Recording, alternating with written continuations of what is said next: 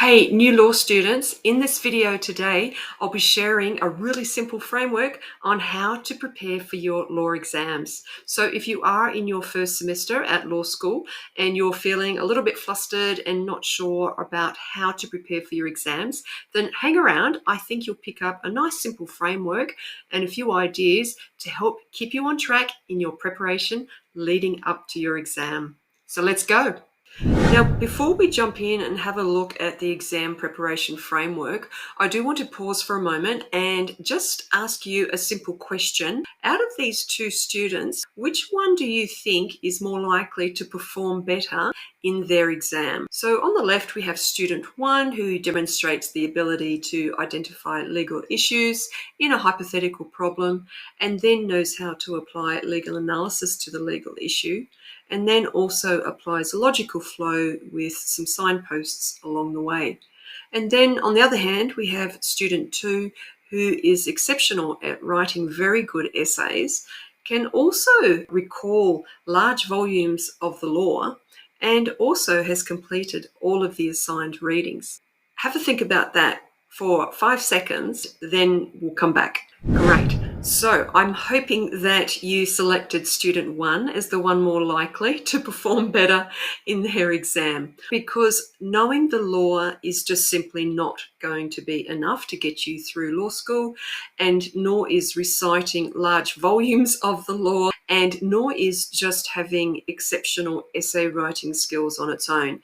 That also is not going to get you across the line. So in law school, it's quite different possibly to other studies that you've done. Maybe you've completed previous degrees before and now you're in law school. So in law school, what is the most important skill is building your ability to identify legal issues and then knowing how to apply robust legal analysis to a set of facts to come to a conclusion. So that's it in a nutshell, is building that capability. Let's now jump in and have a look at my law exam preparation framework, and that is outlined on the lower half of this slide here. On the top part of this slide is a summary of my note-taking framework, and I do cover that in a lot more detail in a separate video on my YouTube channel. And I've also got a note-taking course available that's free on rowenamaxwell.com. And in that course, I also provide a template, a note-taking template that you can download as well.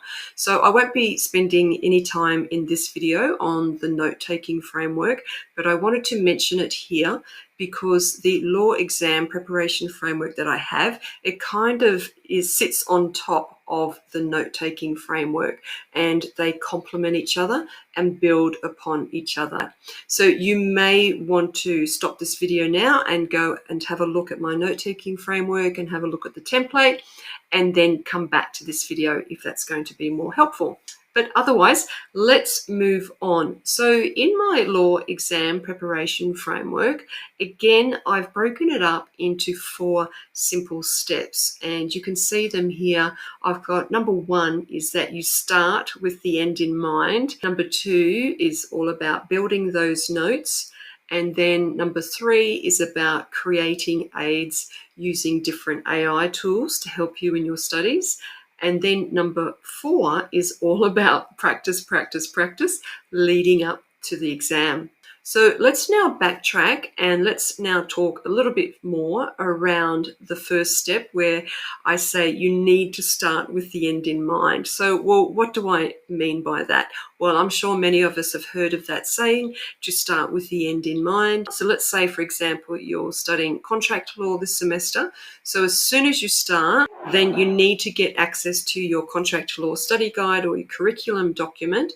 And that hopefully will give you some information around what the assessment approach is for your contract law semester.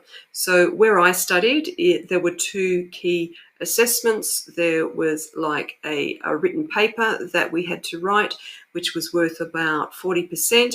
And then we had to do an exam, which was worth 60%. And also what I was able to do was download previous law exam papers. So In step one, it's all about getting clarity around what is the format of my law exam. So is it multiple choice? Is it essay format? Is it something that needs to apply the IRAC, legal analysis model?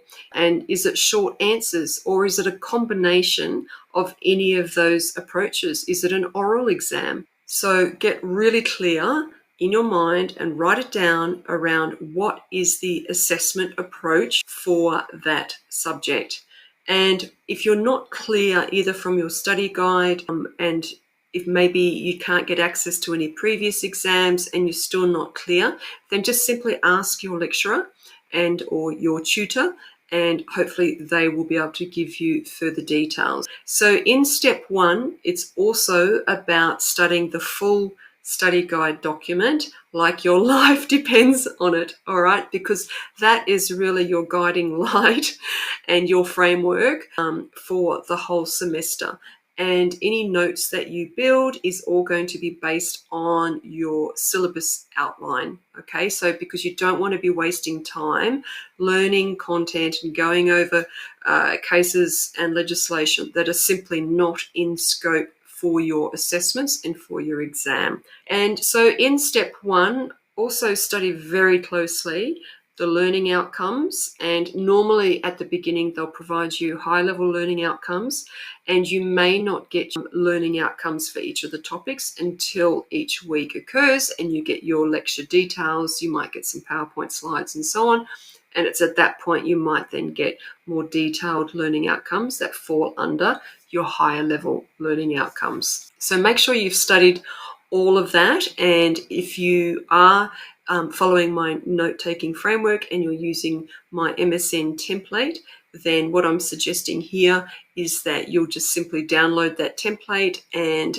just put in details on the front page, and then putting in from your study guide all of the topics for each of the weeks across the semester, and then update your contents page. So you're starting to build a knowledge hierarchy of what your semester is about. I do want to share another tip that's going to help you start with the end in mind, and that is I discovered the Lexis Nexis question and answer guide. The beauty of these types of books is that it literally goes through and provides you its typical scenario questions that can come up in an exam.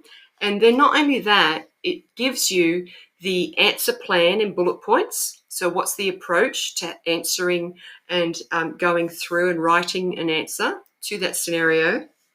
And then it actually provides you an example answer.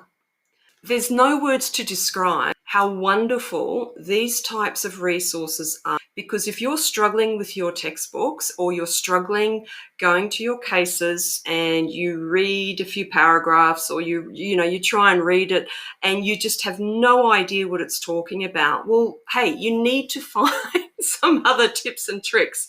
And this is what worked for me, is finding some other types of resources. And yes, you may need to, find some extra money to purchase them.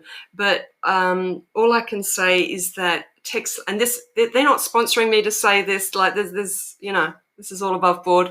I just lived and breathed these, and I would hate to think how I went if I didn't have these extra sources that really help us newbies introduce us into that world and introduce us into a new type of narrative, introduce us into a new way of thinking. So yes, highly recommend it. All right, we can move on to step 2 now. So lectures have started, you're in a process of weekly lectures, you're receiving your lecture audio files or maybe attending them. Hopefully you might be receiving some PowerPoint slides or Google slides or possibly some other lecture information. And that's where I suggest that information goes into your MSN document. And at this point, in terms of preparing for your exam, then you really need to be crystal clear around what are the key topics, the legal principles, the legal causes of actions, the remedies, defences, exceptions, etc. What I also suggest here is that as early as possible in your semester, you start developing your case summaries. I do have available on my website a free quick reference guide on how to write case summaries or briefs. In the US, I think they often call them case briefs. So yeah, feel free to go to my website if you're not sure around how to write a case summary.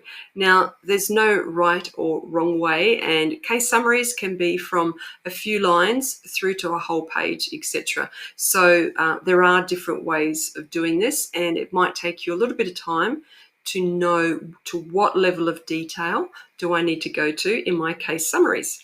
I have also done a separate video on how to read cases, and I also touch on there around how much time, in what scenarios you would need to do more strategic helicopter reading of your cases, and in what scenarios you will need to do more in-depth reading of your cases. So feel free to have a look at that video as well.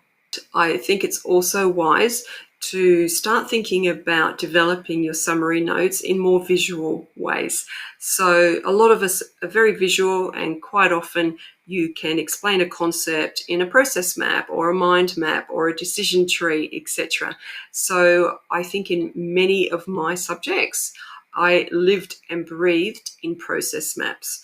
And so that was a wonderful way for me to not only learn the law, but also how to apply it and have different decision trees depending on the fact patterns and so on. So highly recommend you think about different ways of taking notes, and then you can take images of your visual diagrams and throw that into your MSN note document as well. Then moving on to the next phase, phase 3. So this is where we are very fortunate now to have a whole range of AI tools that we can use to help us in our learning. We all know that AI is changing literally every day, every week. It's wise to keep an eye on that space, and there's a lot of opportunity for you to use different AI tools in terms of helping you review and digest and take in information, process that information, analyze the information, and then remember information. So I highly recommend you look at a range of different AI tools. One of the tools that I think is very good is Notebook LM, which is a free tool if you've got a Google account login. And you can upload up to about 50 sources of information. And so whether it's uploading cases or your readings or so on, and it will only look at the information that you've uploaded. And then you can use the AI chat function to be able to interact and ask questions and clarify and learn and generate revision questions, generate FAQs, generate flashcards, generate comparison tables, and the list goes on. I've got 10 ideas here on how one can use AI in your learning and in preparation to help you prepare for your exam. But use these tools like a study buddy or a study coach, all right? So some of the other ideas in there as well is you can upload documents and ask it to edit your documents, proofread a document. You can convert your lectures to text or convert text to a podcast. You can ask it to analyze and extract certain information. You can do some role playing. So there's a range of different techniques that you can use. And finally, moving on to step 4, and that's where you need to give yourself a lot of time to practice what you've learned throughout the semester. So I have some ideas here on the slide for you. But first of all, I just want to remind you all of the extra study aids that you would have created in step 3 here using various AI tools. This is where you'll be putting in some time and practicing what you've learned. So make sure by now you're very clear around what are the common types of scenarios and are there any common types of fact patterns that may come up in your exams. So if you're not familiar or have that information yet, then you need to scramble and make sure you get that information, okay? Because you're going to find it very difficult to perform well in your exam unless you're familiar with that and you've done some practicing around those scenarios and those common fact patterns. Now, of course, by now you need to finalize any case summaries. If you just take one thing away from this whole video, and that is downloading previous exams and practicing on previous exams, that is going to be the main ticket for you to achieving your best results and your best grades in your exams. Also, prior to your exams, just practice verbalizing some of the legal terms, the concepts, the cases, etc. If you're unable to explain the key points that's been covered in the semester, then you might struggle in your exam because you need to be able to verbally explain that. And once you can do that, that is evidence that you have learnt a lot of the content, the knowledge and the skills that you need to be able to then write or type up in your exams. And then, of course, if it's an open book exam, then make sure you've got your summary documents all ready to go, and it's very easy to find information that you need. All right, so I think that about completes what I wanted to share in this video. Hopefully you've picked up a couple of extra tips, and I will see you in the next video.